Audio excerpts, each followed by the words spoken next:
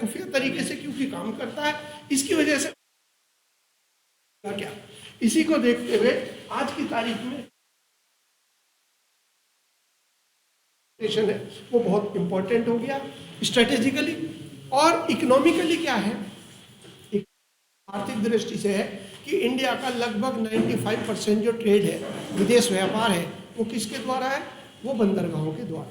क्योंकि जल परिवहन जो है यानी वाटर ट्रांसपोर्टेशन सबसे चीपेस्ट मोड ऑफ ट्रांसपोर्टेशन है, सबसे सस्ता परिवहन का माध्यम जो है जल परिवहन कहलाता है। तो इस दृष्टि से भारत के जो बंदरगाह है वह महत्वपूर्ण हो गए, लेकिन उसके अलावा भारत का इंटरनल ट्रांसपोर्टेशन आंतरिक जल परिवहन के ऊपर भी बहुत ज़्यादा काम हो रहा है। तो आज हम जो करेंगे, अब हम वाटर ट्रांसपोर्ट, अच्छा ये मैं करवा देता हूँ।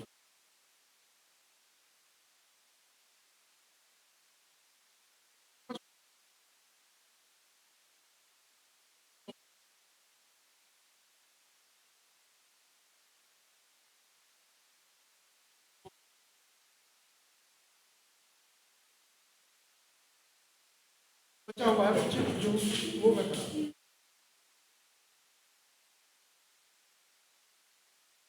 बता रहा था।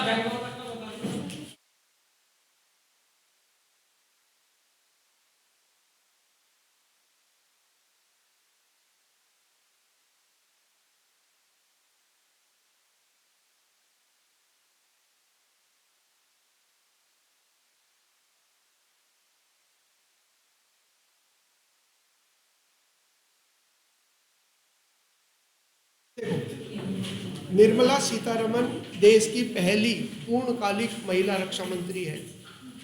आप ये ध्यान रखिए, विदेश में पहली महिला विदेश मंत्री, पहली महिला रक्षा मंत्री, और दोनों आता है वो नाम आता है श्रीमती इंदिरा गांधी का। लेकिन जो फुल टाइम है यानी कि पूर्णकालिक है, उसमें नाम आज का और रक्षा मंत्री के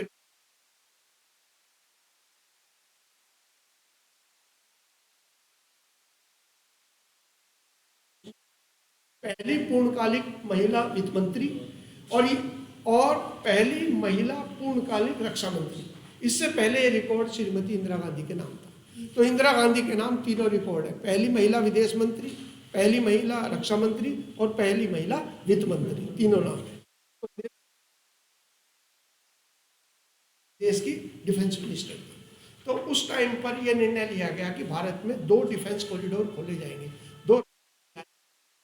इसमें से पहला रक्षा गलियारा जो है जिसका घोषणा की गई वो था तमिलनाडु में, और तमिलनाडु, और दूसरा जो थी दूसरा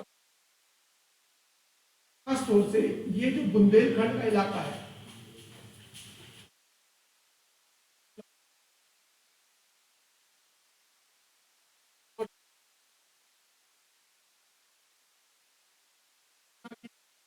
सेलम इधर की तरफ तिरुचिरापल्ली, यानी कि एक तरीके का ये गलियारा बना हुआ कि यहाँ पर पहले से ही जो हैवी मशीनरी है, हैवी ट्रक है इंडियन आर्मी के, वो अवधि नाम की जगह पर पहले से ही बन रहे थे। तो थोड़ा बहुत यहाँ पर स्थिति थी। तो पहला गलियारा जो है वो स्थापित करने का निर्णय किया गया तमिलनाडु। लिख लीजिए, देश की पहली महिला पूर्णकालिक देश की पहली महिला पूर्णकालिक रक्षा मंत्री निर्मला सीतारमन ने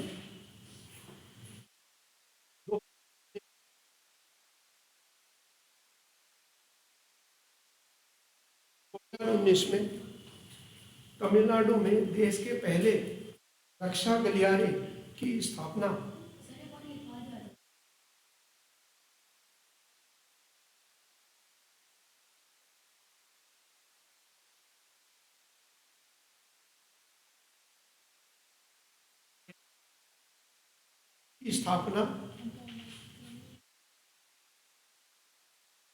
के लिए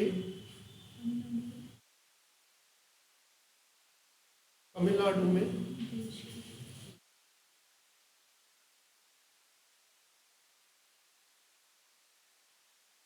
वो जगह के लिख लिए किन किन जगह को जोड़ता है।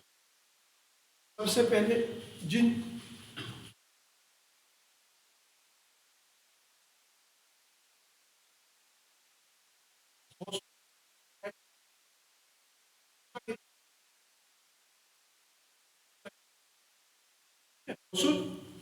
ब्रैकेट में लिखना कृष्णागिरी जिला,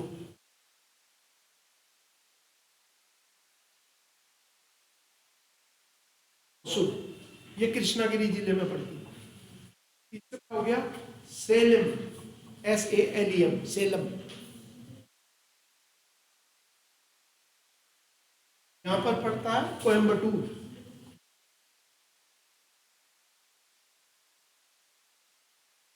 और यहां पर पड़ता है तिरुचिरापल्ली।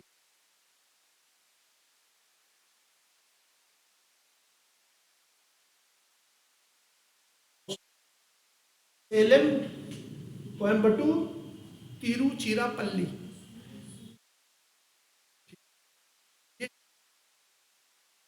यानी कि इन जगहों के ऊपर हमने रक्षा निर्माण की विभिन्न इकाइयों की स्थापना करी।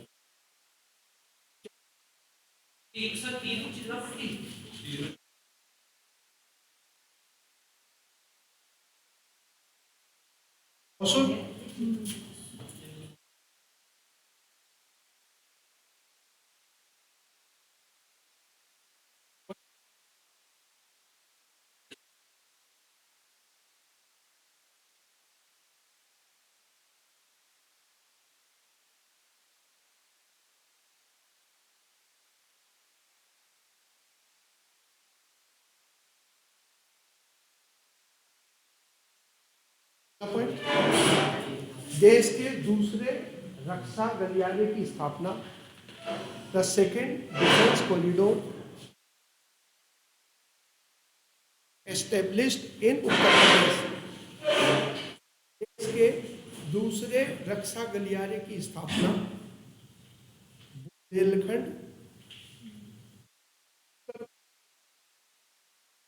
बुंदेलखंड, उत्तर प्रदेश में। जो भी सेंटेंस पूरा बन रहा है उसे कंप्लीट कर देना कि देश के दूसरे रक्षा गलियारे की स्थापना उत्तर प्रदेश के बुंदेलखंड क्षेत्र में करने का निर्णय लिया गया। बुंदेलखंड क्यों है?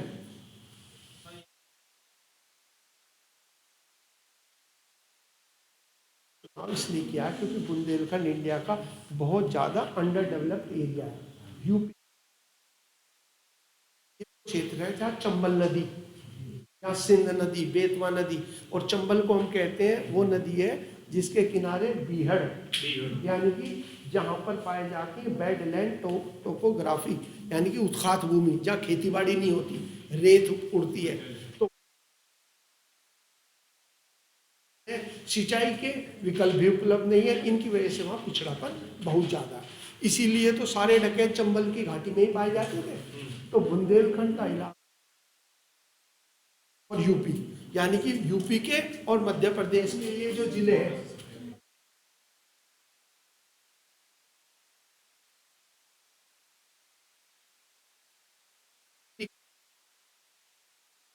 ये सारे के सारे क्षेत्र मिलकर, यानी कि अगर मैं एक सर्किल खींच दूं तो ये सारा का सारा बुंदेलखंड का इलाका कहलाता है। तो ज्योग्राफिकली ये एक ही क्षेत्र है, बोली एक जैसी है और एक सी स्थिति इस क्षेत्र में पाई जाती है।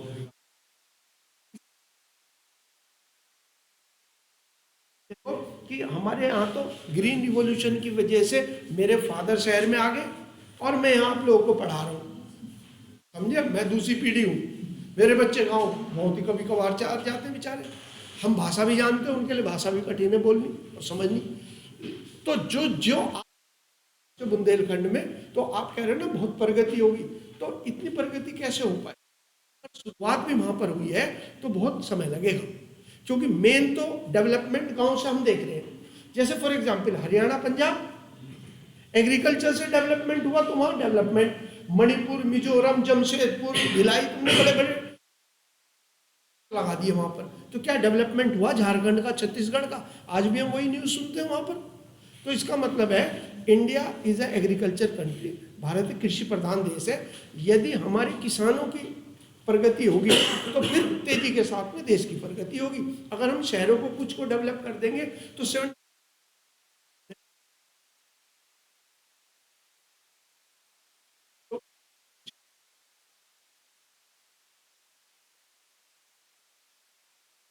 बलिया इधर की तरफ कोई ऐसा डेवलपमेंट थोड़ी है किसानों का जो हमारे यहाँ। तो बुंदेलखंड इलाका है, अगर आप ये मान लीजिए तो हाँ, वहाँ कोशिश है। अटल एक्सप्रेसवे जिसे बुंदेलखंड एक्सप्रेसवे भी कहा जाता था, वो बनाया जा रहा है। तो कोशिश की जा रही है कि यहाँ दूसरे अवसर भी उपलब्ध कराए जा सकें ताकि यहाँ पे एरिया का डेवलपमेंट। तो इसके अंतर्गत लिख लीजिए कौन कौन से एरिया आ रहे हैं। आगरा हमारा है, उसमें एरिया का नाम लिख लीजिए।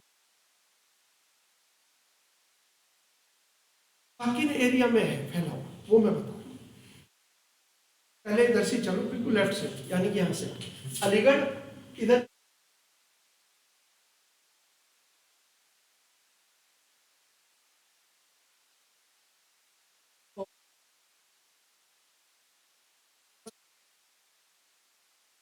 यहाँ से शुरू हुई और जाके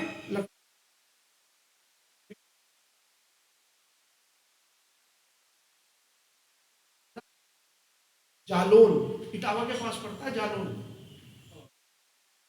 जालौन,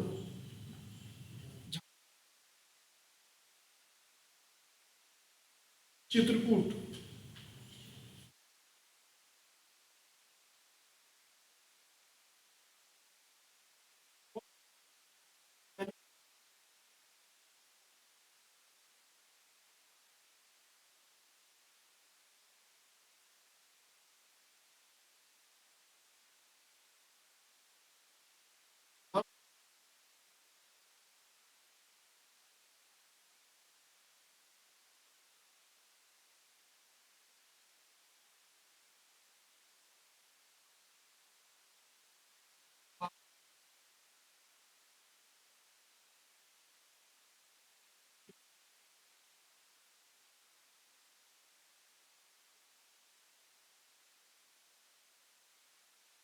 चित्रकूट में तो अभी टाइगर रिजर्व स्थापित किया है ना भारत में। ये यहाँ से शुरू होगा, उसके बाद ऊपर की तरफ चलो आप,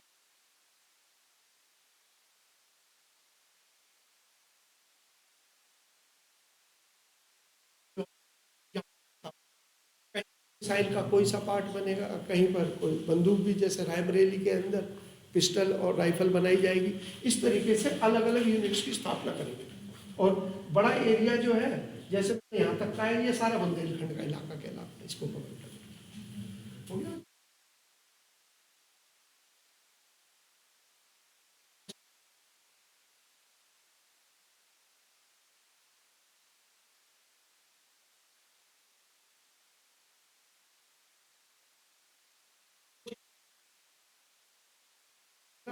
स्टील प्लांट है, फिर भी कुछ पूछना चाहोगे?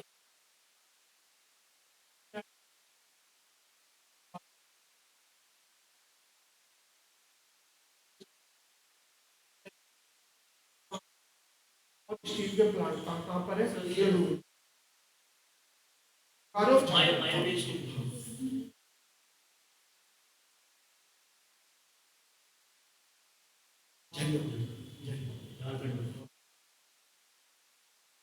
बोकारो और भिलाई, बी ये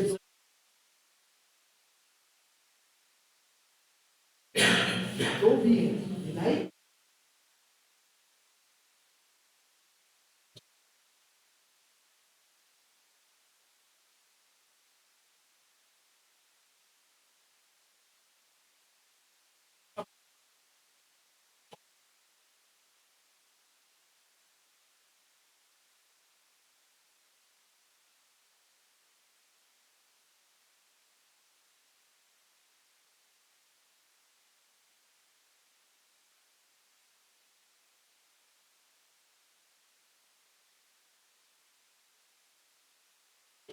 सबसे पहले लिखिए जल परिवहन। जल परिवहन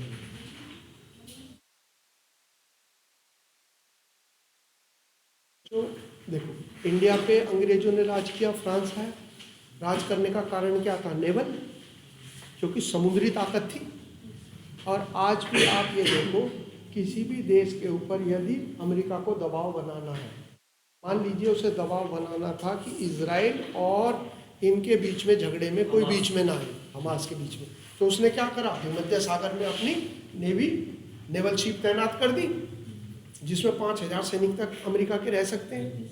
तो आज की तारीख में भी वही स्थिति है कि समुद्र में कोई भी आ जा सकता है, कोई रुकावट नहीं है। और मान लीजिए यूँ कह रहे हैं कि मेरे देश यहाँ है, मैंने कहा यहाँ तक मत आइयो, यहाँ तो खड़ा रहेगा वो बंदूक लेके, तो मुझे वो बंदूक तो दिखती रहेगी उसकी नली, है ना। जैसे कहते हैं भाई दुनाली जो है वो ही रखनी चाहिए रिवाल्वर नहीं, क्योंकि दुनाली का दूर से दिखे, तो आदमी जब सफर पे जाता है दुनाली रख के जाओ तो दूर से समझो, पिस्टल तो इतनी देर में करेगा, इतनी देर में हो सके वो बदमाश हमला भी कर दे। तो वैसे ही कुछ, तो डेटरेंस जो होता है अभी भी नेवी का है। तो नेवी अभी भी महाशक्ति बनने के लिए नेवी मजबूत करना सबके लिए जरूरी है। तो भारत जब कह रहा है कि हम महाशक्ति बनना चाह रहे हैं, तो हमारे लिए पहली शर्त है कि हमें नेवी मजबूत करनी पड़ेगी, क्योंकि जहाज के लिए तो पाबंदी है, यदि पाकिस्तान से संबंध सही नहीं है तो मना कर देगा, हमारे यहाँ से उड़ान नहीं भरोगे, तो हमें उड़ान यहाँ से भरनी पड़ेगी। जमीन पे कोई किसी की एंट्री कर ही नहीं सकता, लेकिन समुद्र अभी भी एक ऐसी क्षेत्र है। तो इसलिए अमेरिका दबाव, चाहे ईरान के साथ दबाव बनाना हो, तो वो अपनी नेवल फ्लीट भेज देगा, 10,000 सैनिक जो है वो मान लीजिए 200-300 किलोमीटर दूरी भेज दिए, तो ईरान के ऊपर तो वो उतना दबाव तो बना ही देगा, और उसमें सारी हथियार है। तो इस प्रकार से नेवी को मजबूत करना सबके लिए असंभव है। किस चीज पे?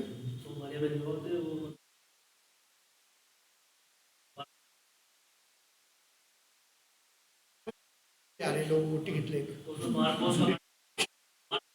हाँ हमने हमने कई सारी करी, बिल्कुल।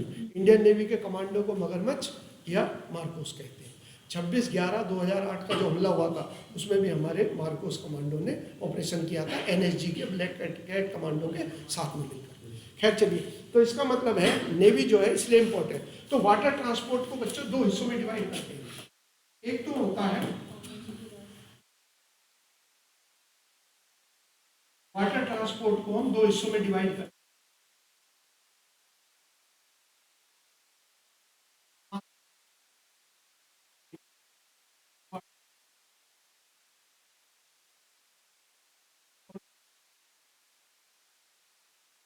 बंदरगाह, इसे कहते हैं आंतरिक जलमार्ग।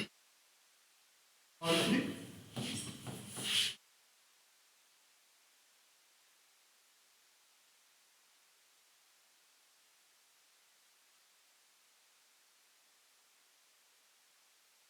ठीक है, दो हिस्सों में ही हम डिवाइड करके इसको पढ़। तो यहाँ पर सबसे पहले जो करिए आप इंटरनल वाटरवे लिख लीजिए, इससे करते हैं।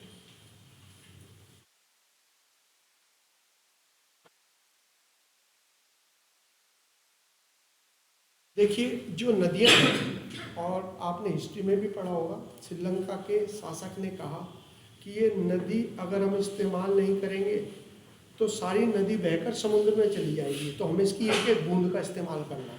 तो डैम बनाए, नहरों बनाए, कुछ भी करो, वरना तो सारा पानी बारिश में आएगा या पहाड़ों से आएगा, समुद्र में जाएगा, हमारे लिए क्या फ़ायदा हो रहा है, तो हम उसका प्रयोग करना है।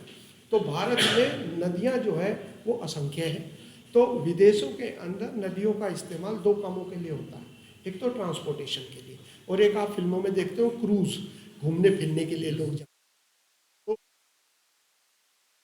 इस्तेमाल दोनों रूप में होता है, तो अर्थव्यवस्था को उठान भी मिलता है। तो उसी को देखते हुए भारत में आज की तारीख में जो है वो 111 नेशनल वाटरवे घोषित हो चुके हैं। 111 और 2014 से पहले भारत में 4 या 5 ही नेशनल वाटरवेज हुआ करते थे। तो भारत के आंतरिक जलमार्ग को विकसित करने के लिए हमने शुरू किया था, एक ऑर्गेनाइजेशन बनाया, संगठन बनाया भारत सरकार ने, जिसका हेडक्वार्टर नोएडा में है, internal waterway authority of India, IWAI।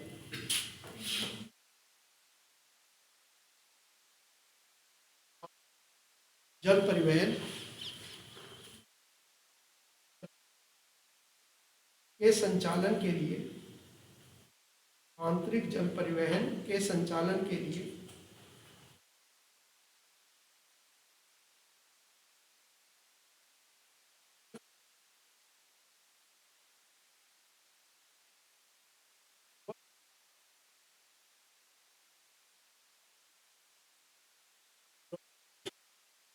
Noida में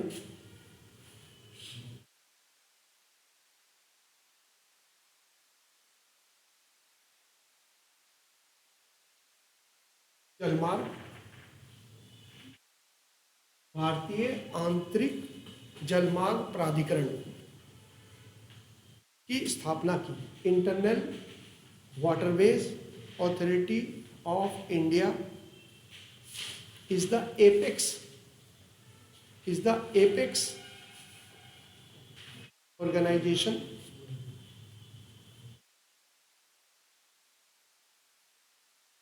to oversee internal waterway development, development, internal waterways development. It was established in 1986.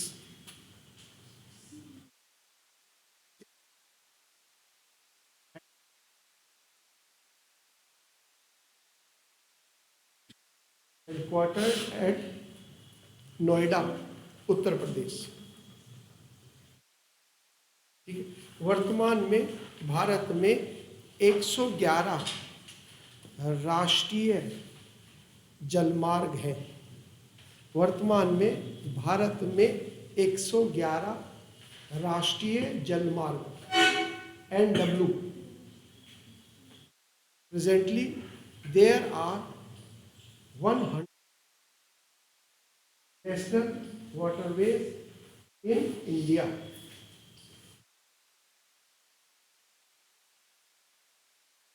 फिर जो उनके बारे में कुछ इंपॉर्टेंट बात बोल देखिए। सबसे पहले NW1 राष्ट्रीय जलमार्ग नंबर 1। राष्ट्रीय जलमार्ग इसकी लंबाई लिखिए 1620 किलोमीटर।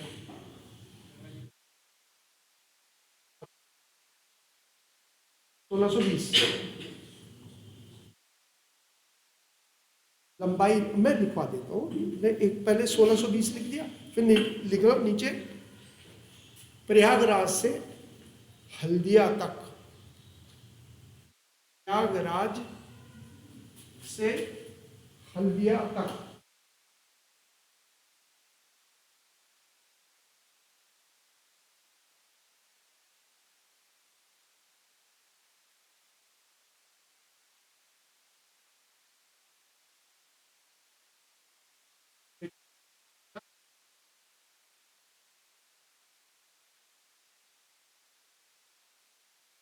और यहाँ कोलकाता बंदरगाह की सहायता के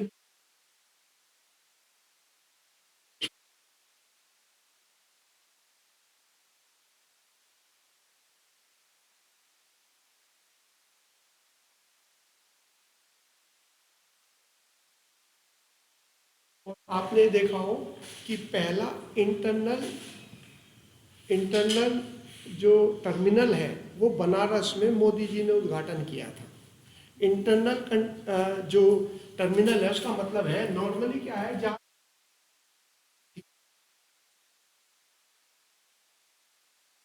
या तो जाएगा सड़क के रास्ते, या और अगर यहाँ से सिर्फ यहाँ तक आ जाए सस्ता पड़ेगा। तो इस रूप में भारत का पहला इंटरनल टर्मिनल जो है वो बनारस में स्थापित किया। गंगा जी पे ही है, ऑफ कोर्स बनारस तो गंगा जी पे। तो इस प्रकार से इस पूरे एरिया और अपेक्षा की जाती है कि जो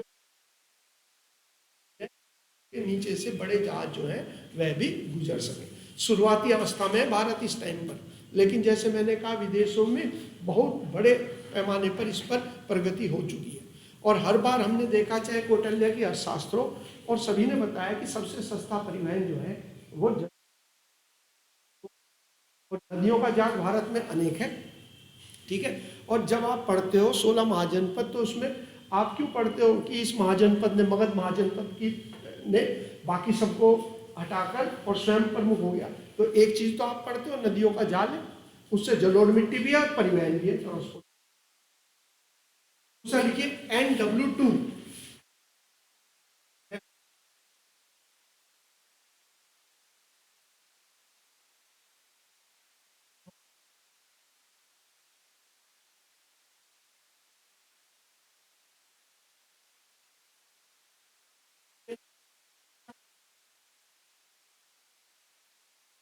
और ये नदी जो है तो यहाँ पर जगह पड़ती है सदिया,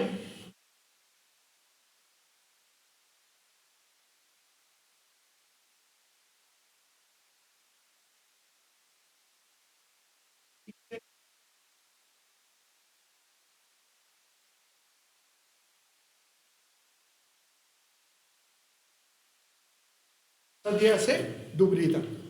ये देश का दूसरा सबसे लंबा नेशनल वाटरवे है ऑन रिवर ब्रह्मपुत्र। राज्य पड़ेगा असम। तीनों पॉइंट लिख लेना। इसकी लंबाई तो मुझे आवश्यकता नहीं है, संभव है। सीक्वेंस में मैं बता रहा हूँ, पहला एक कर लो। देखो सदिया के बारे में आपने क्या बोला था, देश का सबसे लंबा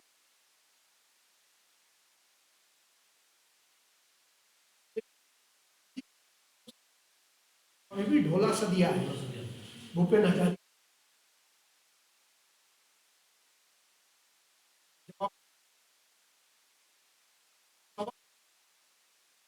नदी पुल है, वो भी सदिया को, और वहीं सदिया से दुबरी तक ये नेशनल वाटरवे हो गया, राष्ट्रीय जो है ना।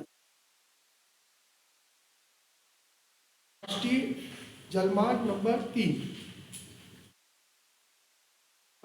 2 और 3, 4, 5 है, ये यूपीएससी के, क्योंकि ये तो सीधी नदी आ गई है तो आपने याद कर लिया, ये नहीं पूछ रहे हो। थर्ड वाला लिखो, ये हाँ, यह है जलमार्ग 3 नहरों से मिलकर बना है।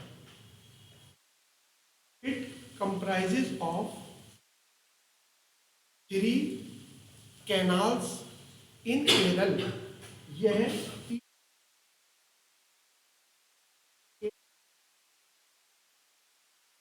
केरल राज्य में स्थित है।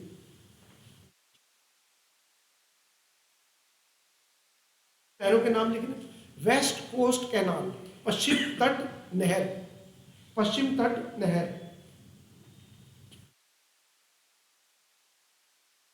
कोल्लम से कोट्टापुरम। अभी मैं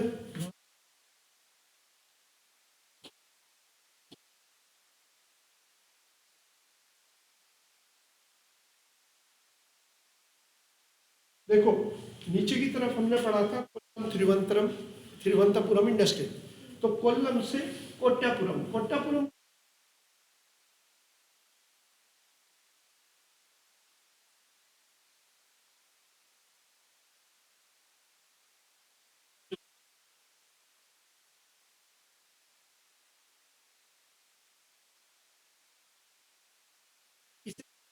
और ये नहर है, यानी कई सारी नहरों को जोड़कर एक बनाई।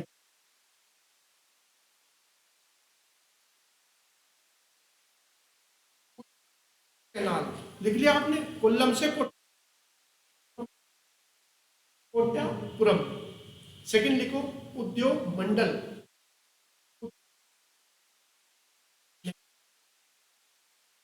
इसे पथलम।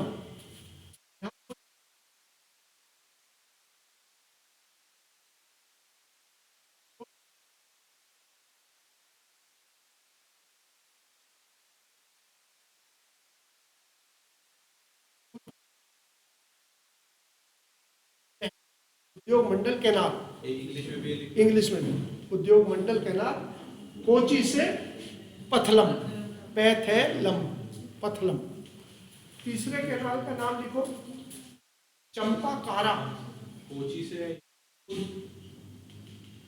कोची, अभी चंपाकारा,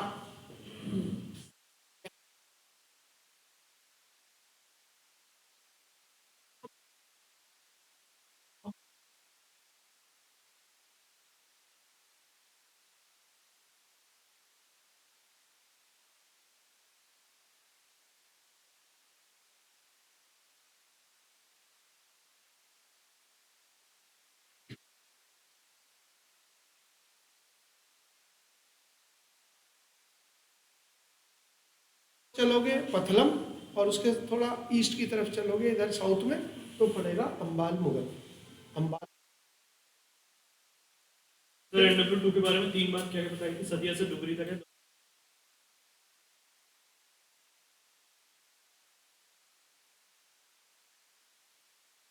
फिर है राष्ट्रीय जलमार्ग नंबर 4 NW4।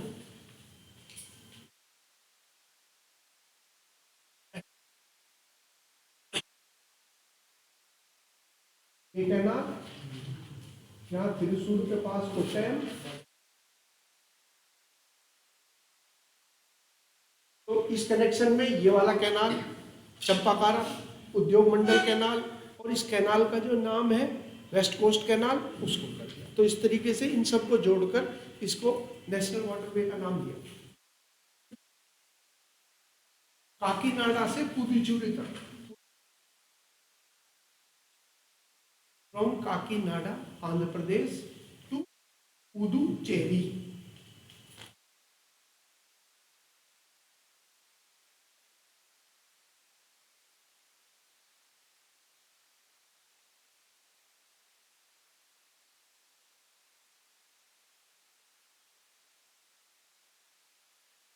ये तो कई बार आपने पढ़ लिया है ना, कल भी हमने किया था काकीनाडा के बारे में।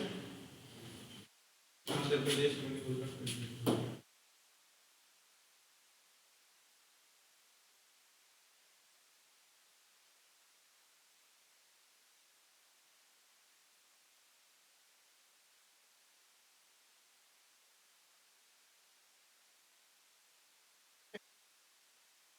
अधिकार में था, और 54 में हमने इसे फ्रांस,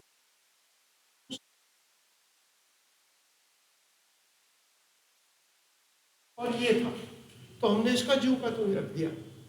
जब हमने इसको उनके अधिकार से लिया तब हमने कहा भाई इसको ऐसी एडमिनिस्ट्रेटिव ली हम, तब से ये 3 स्टेट के अंदर इसकी एडमिनिस्ट्रेटिव बाउंड्री फैली हुई है।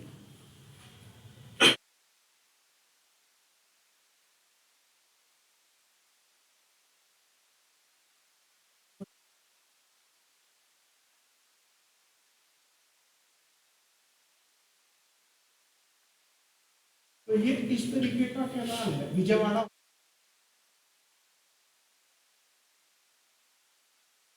इसे कहते हैं बुकिंगम कैनाल।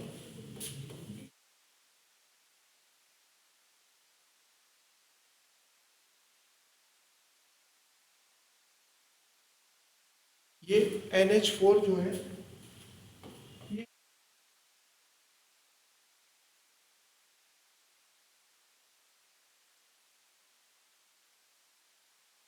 NH4 को ही कहते हैं।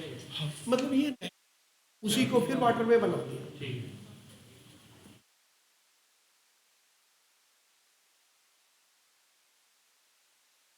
छह कराऊंगा केवल 5 NH NW5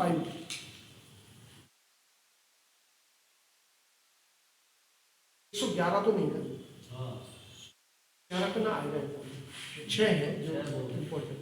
हाँ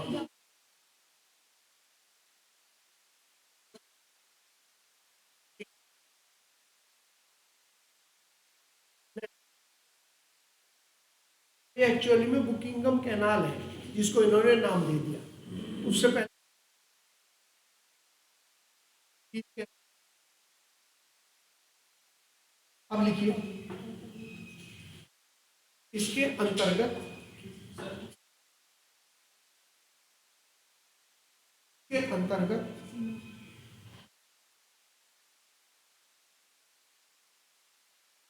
इसके कई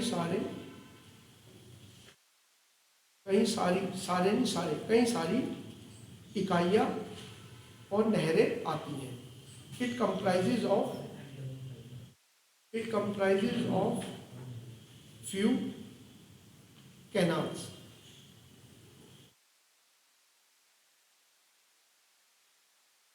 शुरू करूँ कौन कौन सी?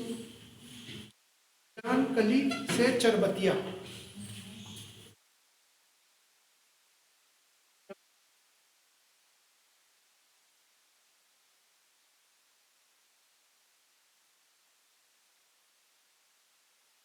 यहाँ पर पड़ेगा ये कोलकाता से इधर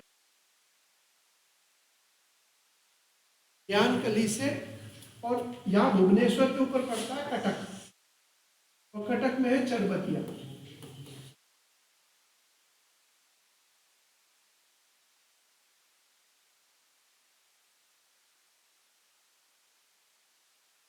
CHARBATI। ग्योनकेली ईस्ट मिदनापुर, मिदनापुर जिला, चरबतिया ब्रैकेट में कटक जिला, उड़ीसा। तो ये यहां से आ रहा है, ईस्ट मिदनापुर।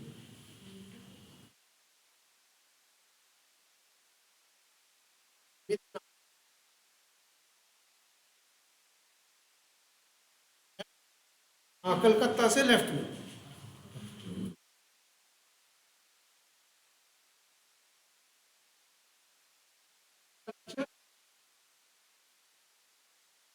कल्चर से धमरा,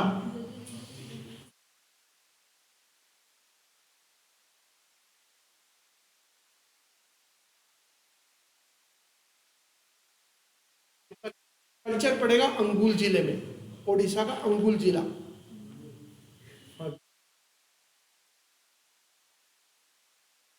ANGUL अंगुल। देखिए, यह ब्रह्मणी नदी पर स्थित है, और ब्रह्मणी नदी में जब बैतरानी आकर मिल जाती है तो वो धमरा कहलाती है। तो ये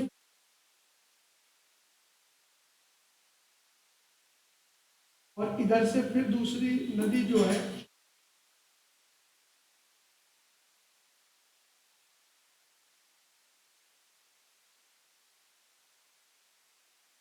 यानी कि बंदरगाह के पास है। तो दूसरा जो है कल्चर से धमरा,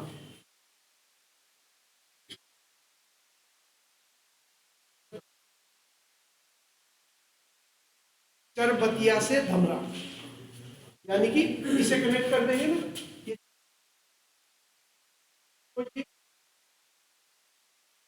चरबतिया तक, तालचेर से आएगा धमरा। बता पा, लिख लिया तुमने? 3 ग्योनकली से लेकर, अच्छा हो गया, ग्योनकली से लेकर चरबतिया तक, फिर तलचेर से लेकर धमरा तक, और फिर चरबतिया से धमरा। 6 ब्राह्मणी वाली बात क्या बताई थी आपने? ब्राह्मणी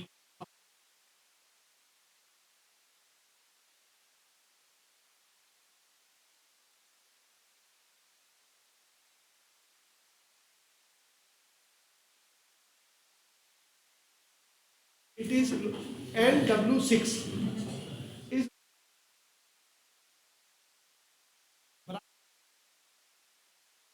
और जो जगह जोड़ रहा है उसे लिखिए लखीपुर, अभी मैं बता दूंगा, और ब्रैकेट में लो कछार जिला,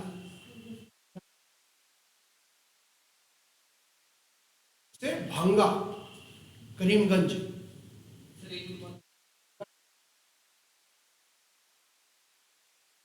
और भांगा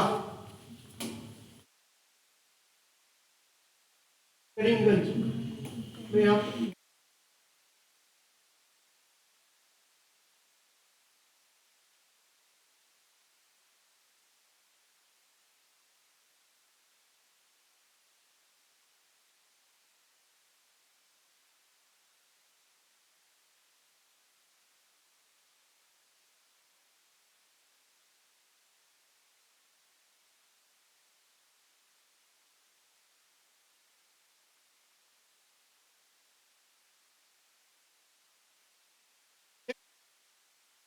जैसे आपने, ये नदी है,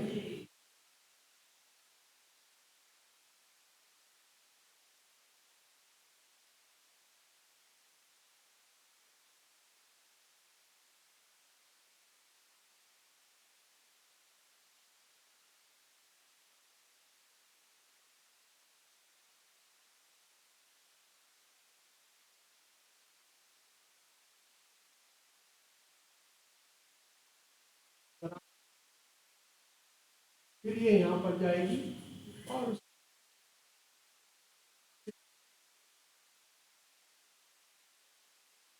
और ये 2 हिस्सों में फट जाएगी। तो हमने पढ़ा सूरमा घाटी या बराक घाटी एक ही बात है, और ये जो और जो ये कछार है ये रहा, इसे HAR लखीमपुर, और ये जिला पड़ गया करीमगंज। तो ये जो बराक नदी है, इस नदी का ये स्ट्रेच जो असम में है वो कहलाता है W6। ठीक हो गया। दो इंपॉर्टेंट वाटरवेज हो गए, एक तो NW2 हो गया जो ब्रह्मपुत्र नदी पर है, और एक ये बराक नदी पर।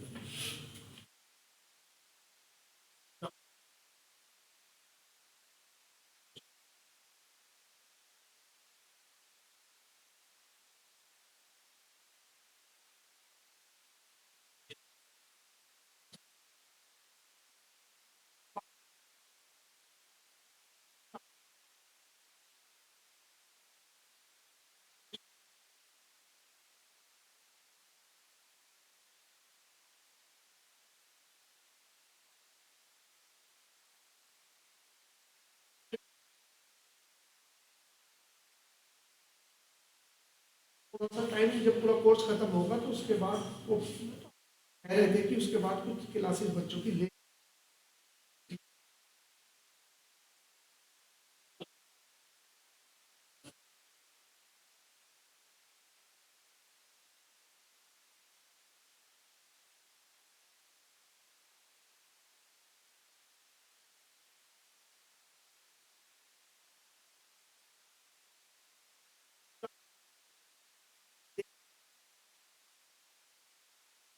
तो मैंने बता दी थी दाएं से घोसा था, है ना, वो वाली होगी। दूसरी जो थी हमारे यहाँ वो हमने शुरू कर दी थी, ये हो गया। और देश में पहली फेरी सर्विस भी शुरू की गई 2018 में। फेरी सर्विस नहीं,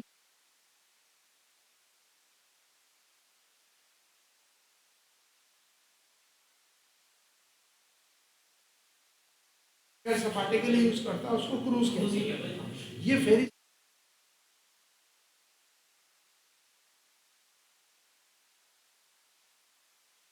फेरी सर्विस सेवा, इसके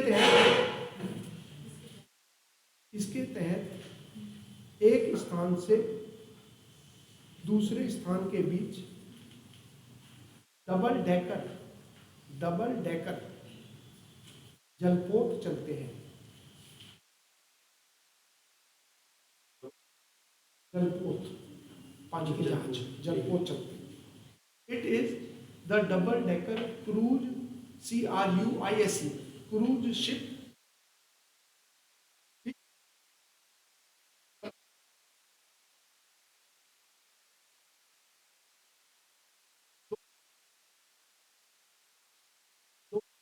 में देश की पहली क्रूज से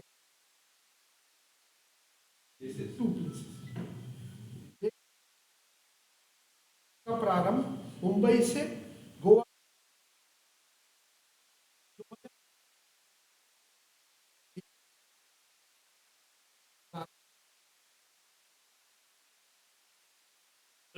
2018 में देश की पहली फेरी सर्विस सेवा।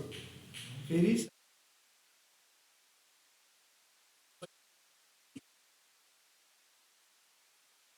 इस जहाज का नाम था अंग्रिया।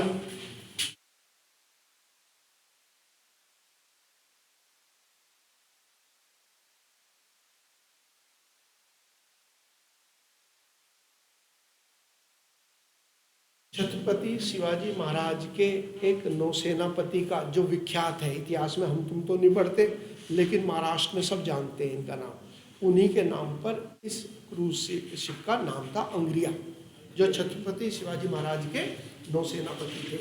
और भारत में अगर आपने ध्यान दिया हो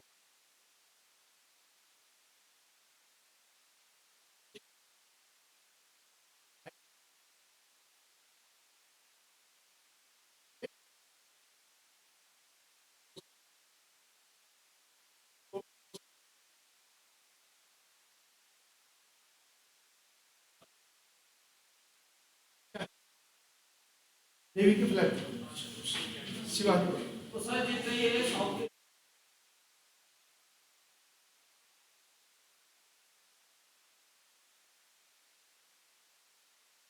कुछ नहीं है, जिसको फौज की लगन लगी हुई है वो तो चाहे हवाई जहाज उड़वा लो, ऐसा नहीं, मैं नहीं मानता। जो फौज में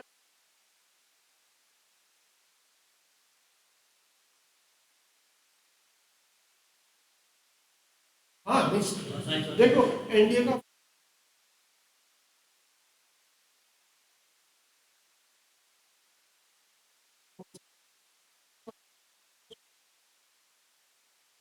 ऐसा नहीं है हमारे।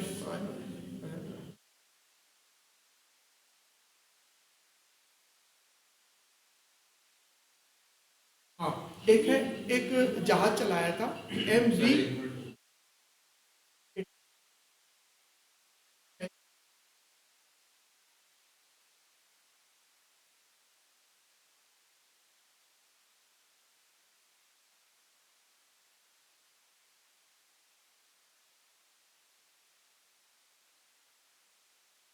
ferried between the cruise ship was named Angria.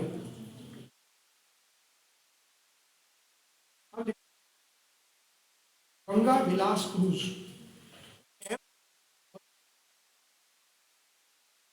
MV Ganga Vilas cruise, cruise वही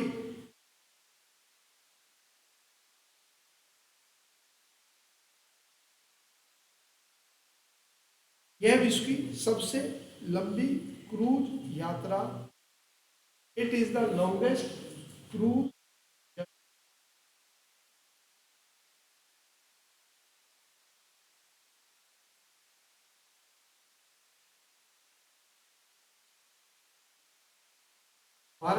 वाराणसी से डिब्रूगढ़ तक, वाराणसी से डिब्रूगढ़ तक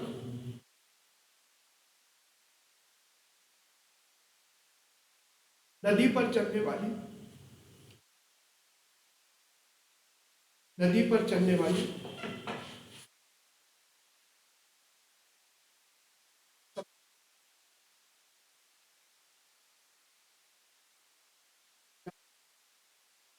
यात्री जहाज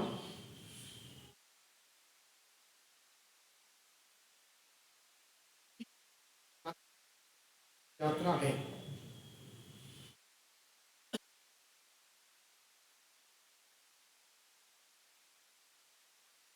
यात्रा लीजिए 3200 किलोमीटर की।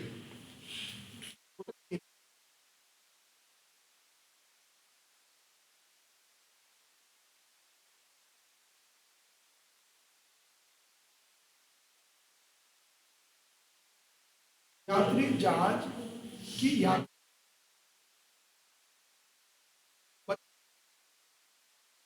और ये 5 राज्यों सहित बांग्लादेश से भी 5 राज्यों की यात्रा सहित बांग्लादेश सीमा को भी बांग्लादेश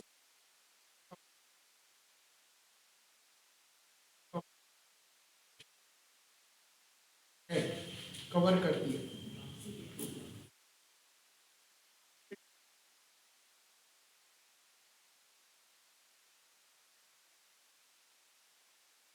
फाइव स्टेट्स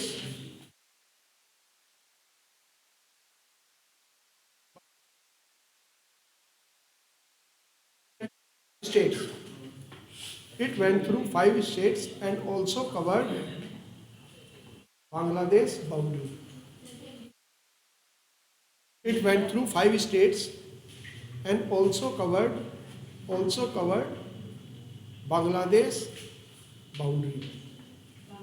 Boundary.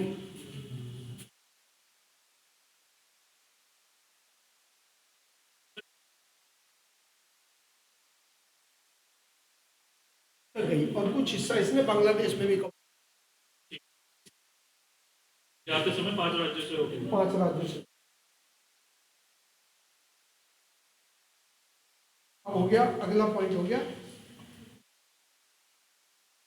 यानी कि पोर्ट्स। सर ये जो टाइटैनिक है, हाँ क्रूज शिप,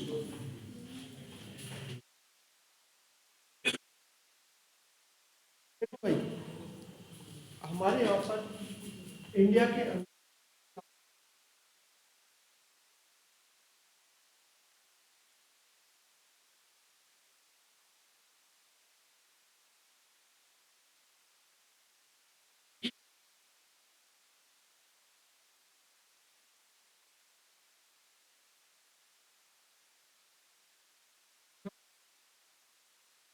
और यहाँ तक की बात करें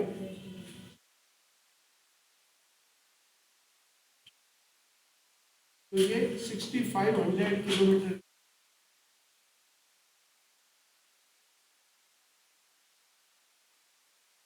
हाँ पूरे को कवर कर। अगर हम आइलैंड्स को भी जोड़ दें अपने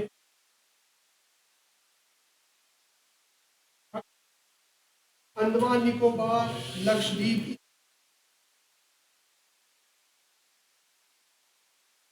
7500 के लगभग 7516 7520 लिखा होता है तो मैं 7500 पे ही रहा। तो ये हमारी एक तो इम्पोर्टेंस ये है कि बहुत लंबी तक 5% एक्सपोर्ट और इंपोर्ट है, आयात और निर्यात है वो 90।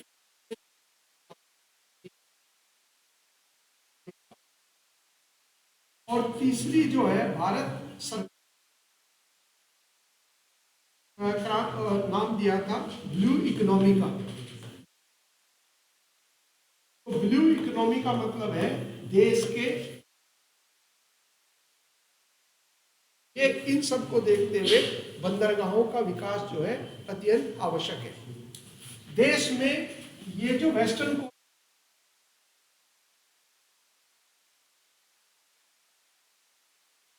और नीचे कोची तक है ये बंदरगाह इधर है। उसी प्रकार से कलकत्ता से लेकर और यहाँ पर थोथोकुडी के नाम से भी जाना जाता है आज की तारीख तो 6 और एक बंदरगाह हमारा पोर्ट बनेगा। तो इसका मतलब है टोटल हमारे यहाँ पर 13 बंदरगाह है। हमारे यहाँ सभी बंदरगाह कुछ को छोड़कर सारे प्राकृतिक है, नेचुरल है, जिसमें चेन्नई नवा शेवा के बारे में एन्नोर ये 3 बंदरगाह है जो कि है। बाकी सारे बंदरगाह जो है प्राकृतिक है। हमने शुरू में इंडियन ज्योग्राफी पढ़ी थी तो उसमें ये हिस्सा जो है समुद्र का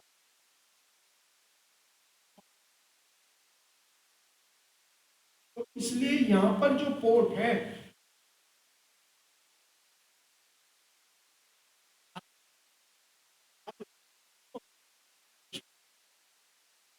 और विशाखापट्टनम का जो पोर्ट है इनलैंड पोर्ट है वो स्थलबद्ध है यानी कि चारों तरफ से लैंडलॉक्ड है। बस उसके अंदर समुद्र का जल का कुछ हिस्सा जो है अंदर की तरफ बंदरगाह हमने विकसित कर दिया, वो बिल्कुल समुद्र पर नहीं है। तो सबसे गहरा हमारा उस श्रेणी के अंतर्गत आता है।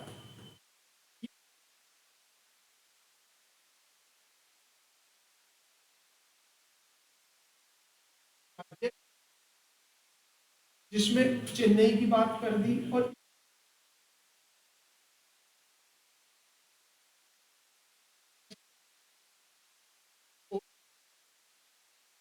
दृष्टि से उसके बारे में यहाँ पर जैसे मैंने लिखा है कांडला, तो कांडला को आप देखोगे तो ये खाड़ी है जिसको गल्फ ऑफ कच्छ, तो कच्छ का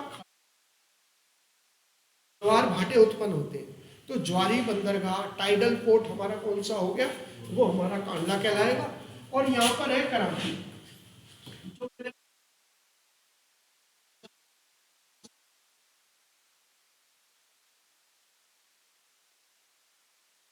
और उसकी हमें एक सप्लीमेंट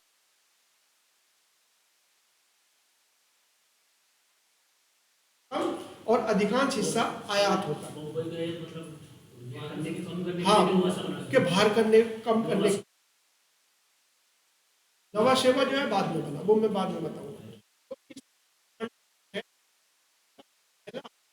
ईपीजेड भी है, एक्सपोर्ट प्रोसेसिंग जोन। आज आप सुनते होंगे कि चीन की SEZ स्पेशल इकोनॉमिक जोन, उसके आधार पर भारत ने SEZ शुरू किया। लेकिन उससे पहले 1965 में भारत ने एक अलग कार्यक्रम शुरू किया था, EPZ एक्सपोर्ट प्रोसेसिंग जोन। वही EPZ बाद में SEZ में कन्वर्ट हो गए। तो पहला EPZ भारत का कांडला ही था जो 1965 में स्थापित किया गया। तो कांडला पोर्ट मेनली इंपोर्ट है,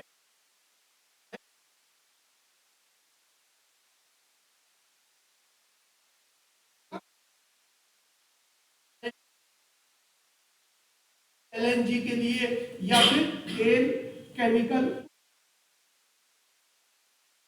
और जैसे आपने पढ़ा था कई सारी ऑयल रिफाइनरीज जो है, तेल शोधक कारखाने गुजरात में है, तो वहां पर इनका इस्तेमाल। ये हो गया कांडला पोर्ट। ये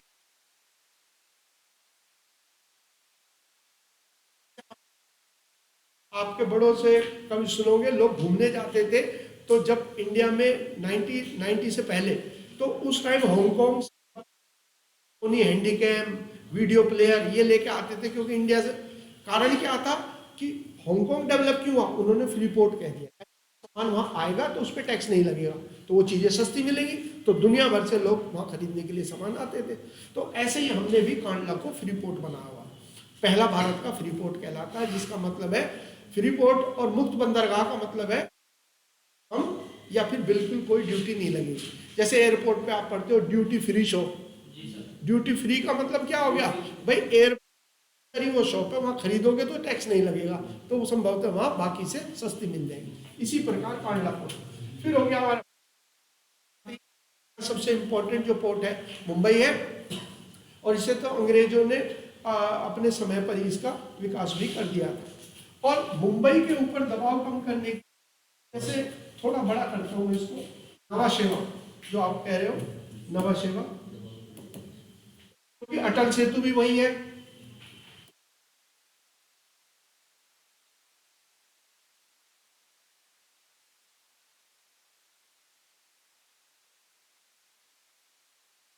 जैसे आप जानते हो 7 शहरों से मिलकर जो है,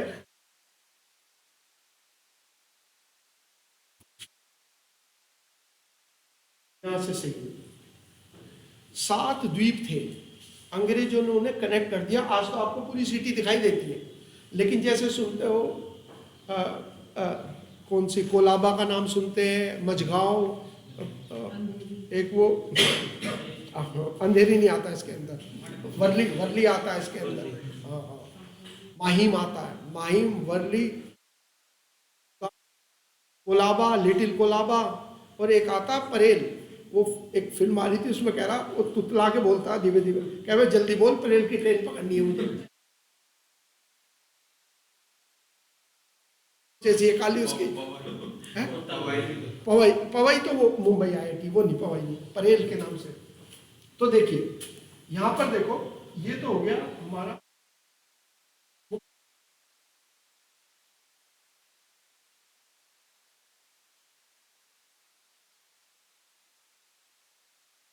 अब क्या है, यहाँ पर है नावाशेवा, और ये एलिफेंटा गुफाएं, जहाँ शिव जी की 3 मूर्तियां भी मिली है, 3 स्वरूप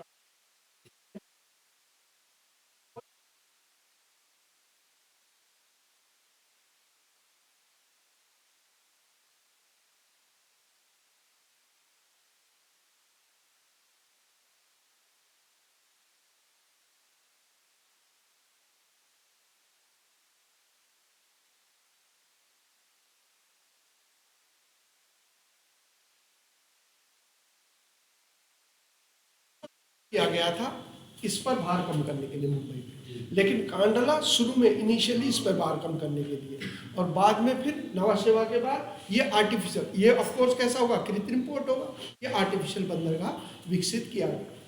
और जहाँ पर जैसे मैंने कहा एलिफेंटा केव्स,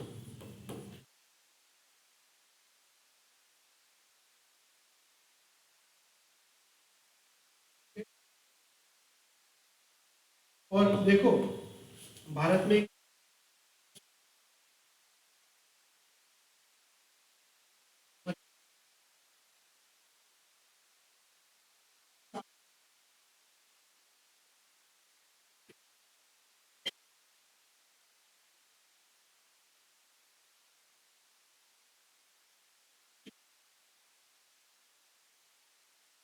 कोची और मझगांव, तीन बड़े हैं हमारे यहाँ, जो जहाँ पर जहाज़ों की मरम्मत भी होती है और जहाज़ों का निर्माण भी होता है।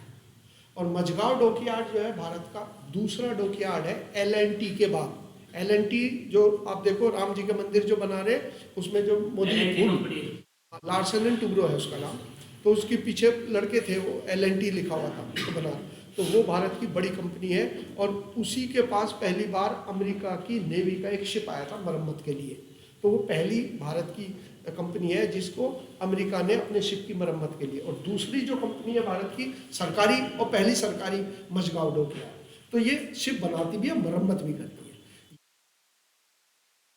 मुंबई के नॉर्थ में पड़ता है। ये एक आइलैंड था 7 द्वीपों में से, जिसको मुंबई कहते हैं, उनमें से एक मझगांव, उसके नाम पर मझगांव डॉकयार्ड है।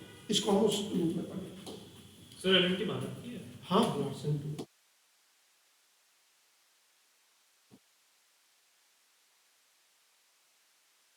नहीं, अलग अलग टाइम पर रहे वो, और अलग अलग हिस्सों को कनेक्ट करते रहे।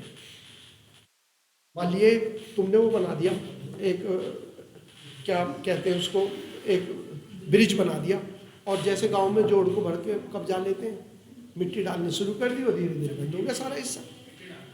हाँ, वो सारा फिर इंटरकनेक्ट हो गया, आज दिखाई नहीं देता। आप डालोगे 7 आइलैंड्स ऑफ मुंबई तो आपको पूरा उसमें फोटो आएगा। उसे आप इन्होंने अंग्रेजों ने धीरे धीरे कनेक्ट करते रहे, कई जगह भराव कर दिया तो वो बंद हो गया पानी सब।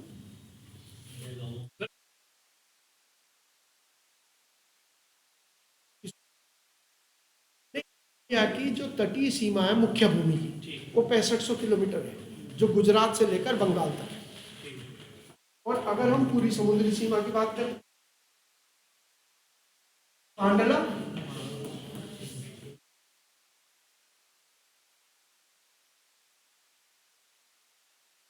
सेवा एक कृत्रिम बंदरगाह है और भारत का लार्जेस्ट कंटेनर सर्विस है।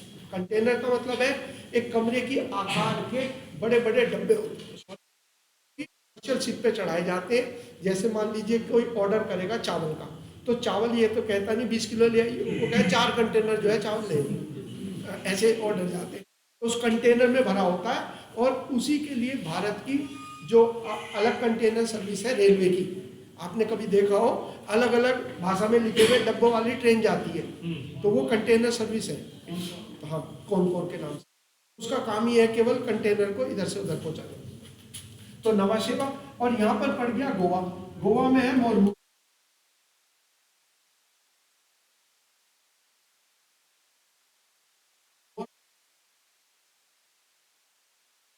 नदी है, जुआरी। एक तो मांडवी नदी है जिस पर पणजी स्थित है, मांडवी या महादई, जो ये पूछ रहा था कि महादई जो विवाद है, महादई या मांडवी वो नदी है। देखिए ये यहाँ से निकल रही है,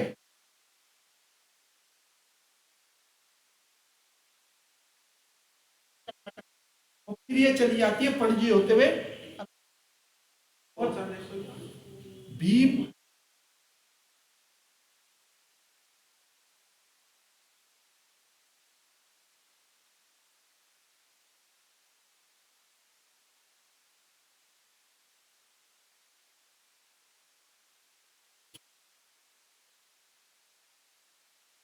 जुआरी नदी के मुहाने पर। और ये बेसिकली क्या है, गोवा जो है बच्चों, तो मेनली एक्सपोर्ट का काम है, यहाँ से ईरान को एक्सपोर्ट होता है लोहे का।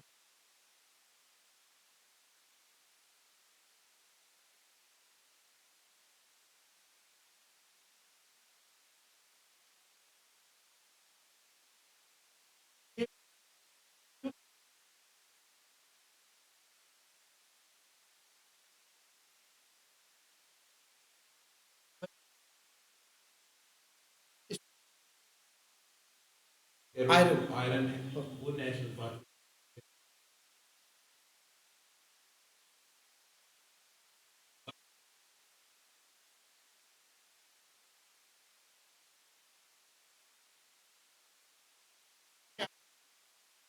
कोची जो है, कोची एक लेगून लेक वेम्बनाड जो देश की सबसे लंबी झील है उसके मुहाने पर स्थित है। और कोची में भी डॉकयार्ड है, जो पहला विमान वाहक पोत एयरक्राफ्ट कैरियर INS विक्रांत, उसका निर्माण जो है वो कोची में ही किया गया। कोची भी किस मुहाने पर है आपको हमने देखा। पहला पॉइंट तो लिखो, देश का 95% आयात निर्यात बंदरगाह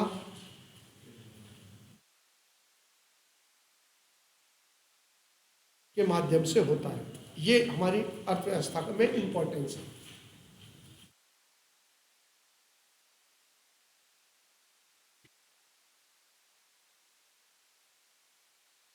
पहला पॉइंट। फिर अगला लिखिए, देश की तटीय सीमा की लंबाई, हाँ, 95% of India's foreign trade is conducted through ports. देश की तटीय सीमा की लंबाई 7500 किलोमीटर, तो ब्रैकेट में लिखो मुख्य भूमि की लंबाई 6500 किलोमीटर है। India coastal length is 7500, bracket में लिखना mainland coastal length is 6500 kilometre.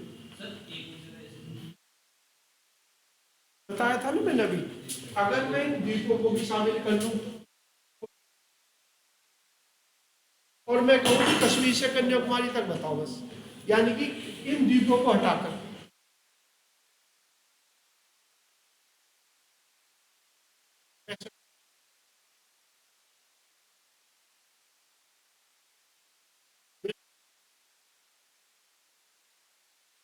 तटीय सीमा या तटीय लंबाई 6500 किलोमीटर। ठीक है सर।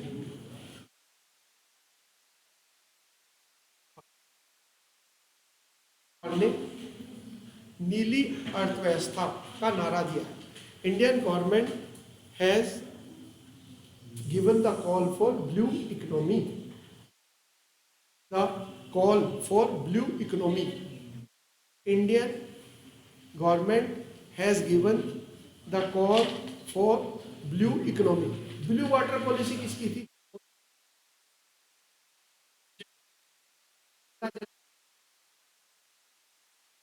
Francisco de.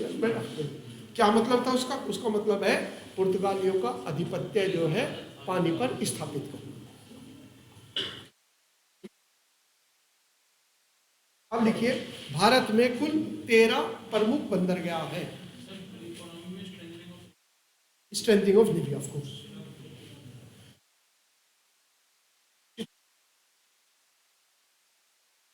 यानी कि सफाई करने का, खुदाई करने का शिप के तट के आसपास। तो मांडविया जो है, मनसुख मांडविया, कोचिन शिपयार्ड के अंदर उसका काम शुरू हुआ, कोलैबोरेशन, ताकि वो इनको सिखाए। तो इसमें हर चीज है, ब्लू इकोनॉमी में हर चीज है। आज आप देख रहे हो इंडिया के जो शिप्स है वो अरेबियन सी में सुरक्षा प्रदान कर रहे हैं, पार्ट ऑफ ब्लू इकोनॉमी। और हम अपने जहाजों को सुरक्षित करना और सबको कैपेसिटी बिल्डिंग करनी है। हो गया पॉइंट हमारा। माइनर का नहीं, बस उसका एक क्वेश्चन आता माइनर का। देखो, प्रमुख बंदरगाह 13 हो गए और छोटे बंदरगाह जो है वो, अगर हम बंदरगाह की बात करें, पहले आप लिख लो, में कुल 13 प्रमुख बंदरगाह हैं। मैं 6 बंदरगाह पूर्वी तट पर, 6 पश्चिमी तट पर और एक पोर्ट ब्लेयर अंडमान निकोबार में स्थित है। देयर आर 6, एक पोर्ट ब्लेयर अंडमान निकोबार।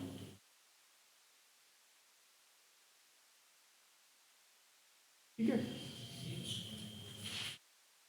अब इनको, और हाँ, जैसे आप कोई और भी एग्जाम दोगे से साउथ में, तो इसलिए आपको इस तरीके से अगर मैं फिलहाल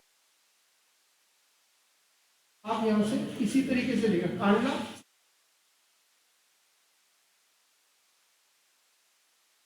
सेवा मोरमुगा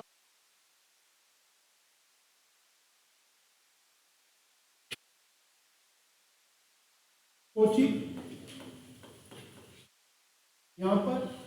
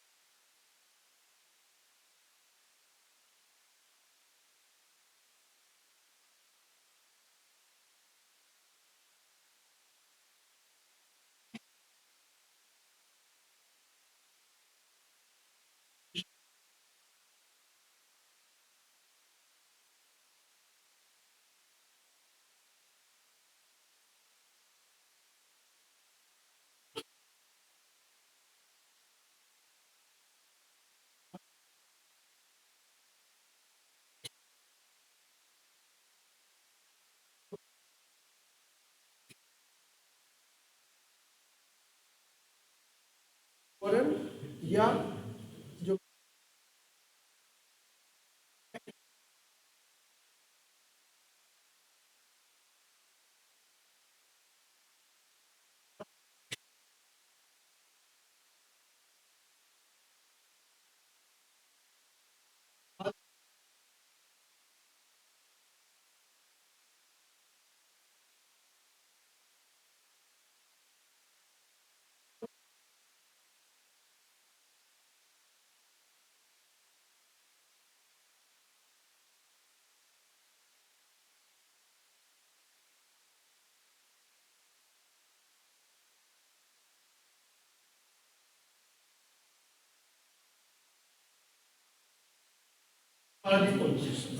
जगत सिंह घटक के पास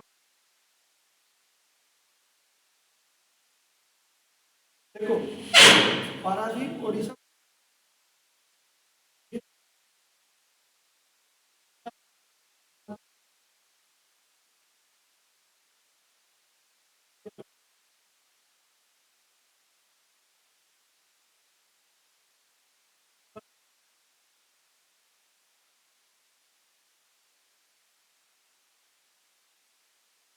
इंटरनेशनल एयरपोर्ट भी जब तक हमारे यहाँ अयोध्या वाला उद्घाटन नहीं हुआ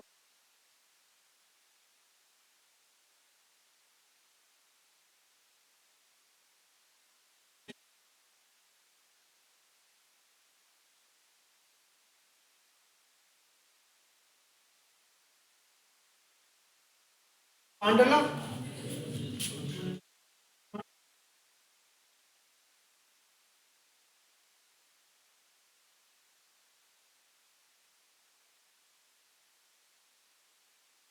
नवा सेवा कौन सा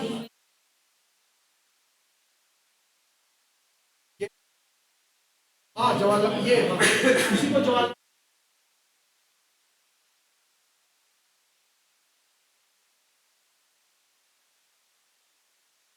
जवाहरलाल नेहरू पोर्ट भी कहते हैं इसको नवा सेवा को जवाहरलाल नेहरू बंदरगाह के नाम से भी जाना जाता है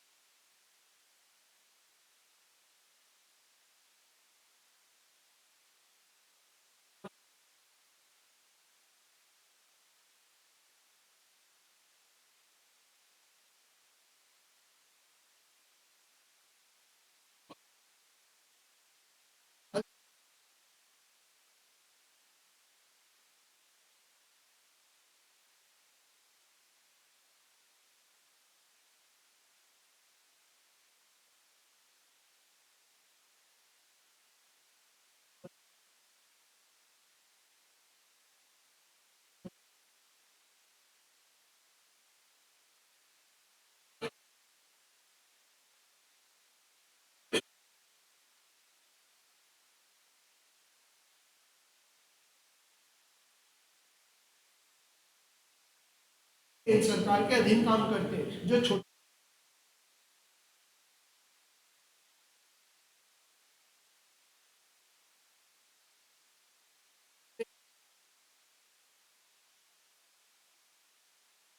माल हो, तो डोमेस्टिक हो, इंटरनेशनल हो। देखो कलकत्ता जो पोर्ट है, ये पोर्ट तो आगे जाकर नदी पर है, और ये बंगाल की खाड़ी के पास हल्दिया पड़ेगा। ये भी इनलैंड तो पोर्ट हाँ, कोलकाता खिदिरपुर, डायमंड हार्बर और हल्दिया, ये तीनों सपोर्ट करते हैं कोलकाता को। ये तो उसके इनलैंड पोर्ट हुआ क्या? इनलैंड नहीं, हाँ कलकत्ता तो रिवराइन पोर्ट, नदी का बंदर, नदी बंदर का। इनलैंड का मतलब सिर्फ सीधे यहाँ कैसे जाएंगे जहाज अंदर, तो ये अपना माल उतार देंगे यहाँ।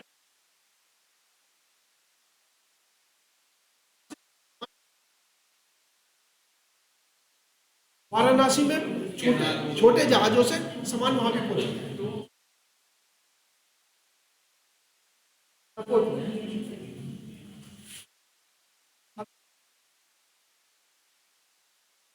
सर्वाधिक प्रमुख बंदरगाह तमिलनाडु में, maximum major ports are in Tamil Nadu, bracket में 3 लिख देना। सर्वाधिक प्रमुख बंदरगाह तमिलनाडु राज्य में है, ब्रैकेट में 3। ये एनडीए का क्वेश्चन है। सर्वाधिक छोटे बंदरगाह, ब्रैकेट में लिखो 53, Maharashtra. Maximum minor ports, bracket में 53,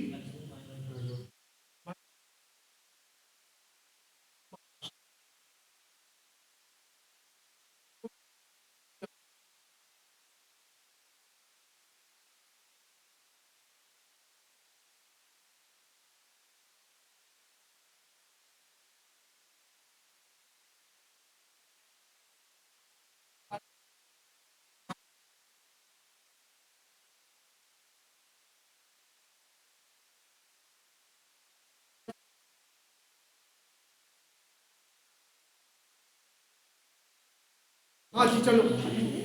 कृत्रिम बंदरगाह, आर्टिफिशियल पोर्ट, इनमें से कौन सा? हाँ, एन्नोर कृत्रिम बंदरगाह बच्चों, एन्नोर, चेन्नई और नावाशेवा। एन्नोर, चेन्नई और नवा अदनेवा सेवा, नवा सेवा।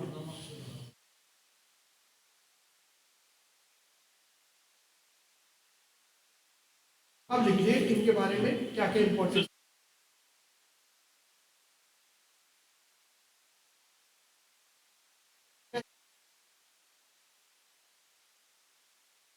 चलो पहला लिखो कोलकाता।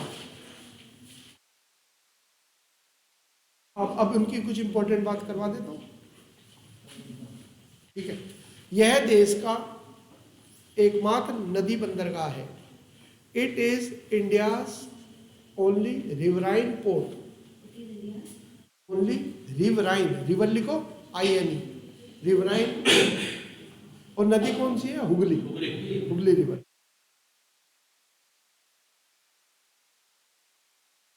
एकमात्र नदी बंदरगाह है। इसको चाय बंदरगाह के उपनाम से भी जाना जाता है। It is nicknamed as tea port, चाय बंदरगाह।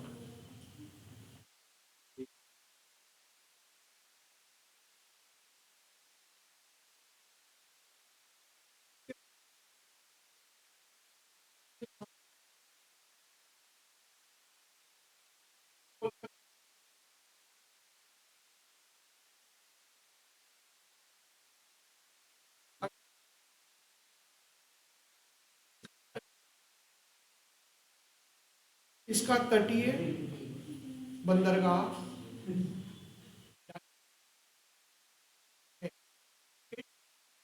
Coastal port is Diamond harbour.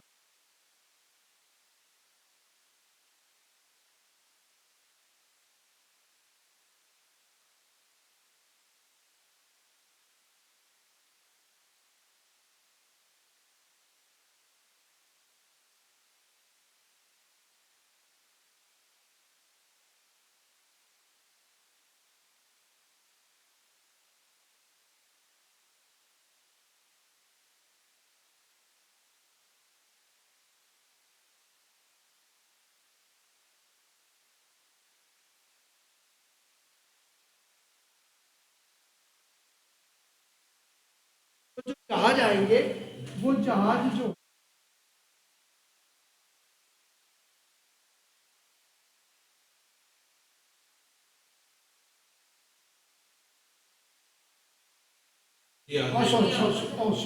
Haldia, यहाँ पर बाई तरफ तो हल्दिया है और सामान जो है यहाँ पर आएगा, ठीक है। और उसके बाद कलकत्ता के पास ही ये ये तटीय बंदरगाह जिसको कहते हैं डायमंड हार्बर, और एक उसके निकट स्थित है कलकत्ता के, देख लिया आप लोगों ने। तटीय बंदरगाह का नाम डायमंड हार्बर है। इसके अलावा कलकत्ता के पास स्थित एक अन्य पोताश्रय यानी कि बंदरगाह, एक अन्य बंदरगाह खिदीरपुर, खे और दे पे छोटी खिदीरपुर, मैं लिख देता हूँ।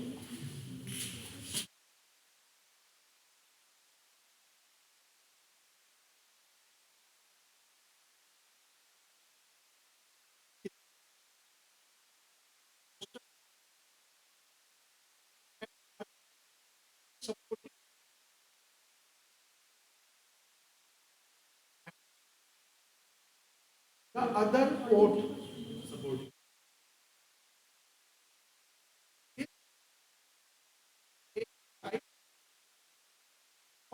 मैप पे आप लोग बना लेना, जहां कलकत्ता लिखा है यहाँ खिदीर,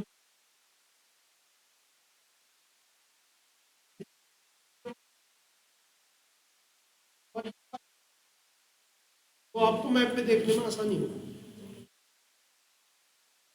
कलकत्ता के बाईं तरफ देखोगे खिदीरपुर, कलकत्ता के साउथ में जाओगे समुद्र के पास तो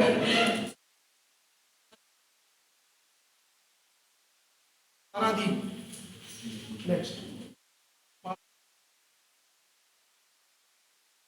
टाइम है ना।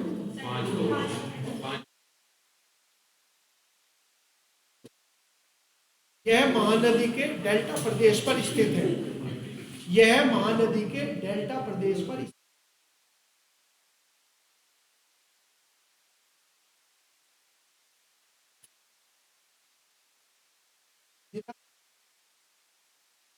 जगत सिंहपुर डिस्ट्रिक्ट जो पड़ती है।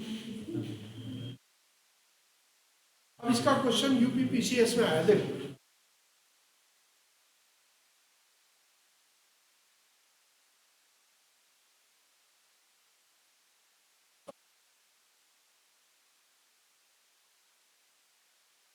और फिर संबलपुर से यहाँ होते हुए यहाँ जाकर ये गिर जाता है।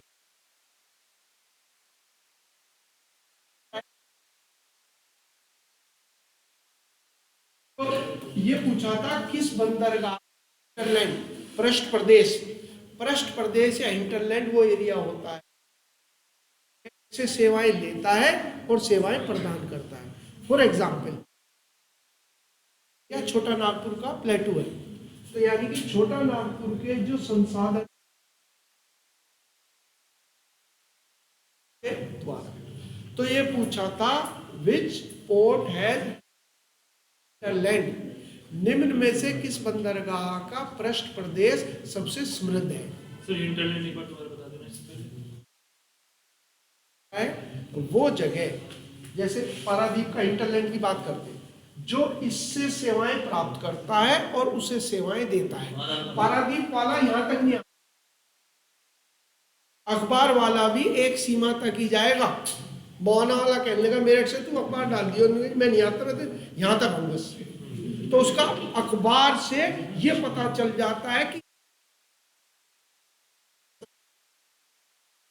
हिंटरलैंड कहते हैं। ठीक हो गया, तो ये क्वेश्चन है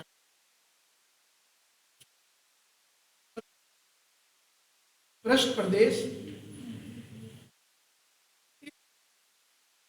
पृष्ठ प्रदेश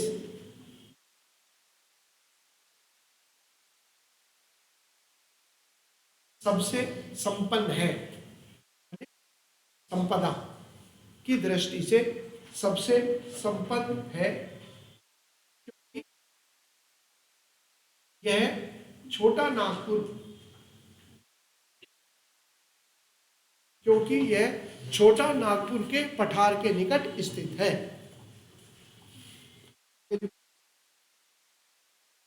it has rich hinterland, HINTR, hinterland, rich hinterland of minerals, as it is located near Chota Nagpur plateau. It is located near Chota Nagpur plateau.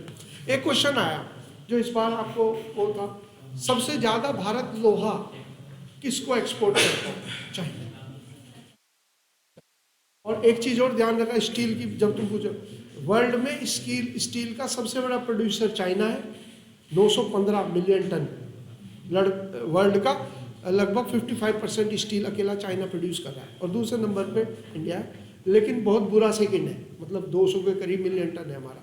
तो सबसे ज़्यादा लोहे की डिमांड चाइना पे है, इसीलिए भारत सबसे ज़्यादा लोहे का एक्सपोर्ट।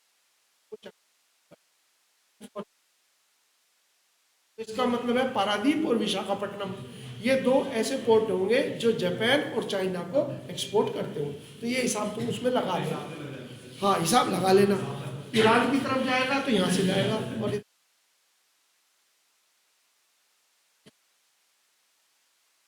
और स्टील में प्रोड्यूसर वर्ल्ड का सबसे बड़ा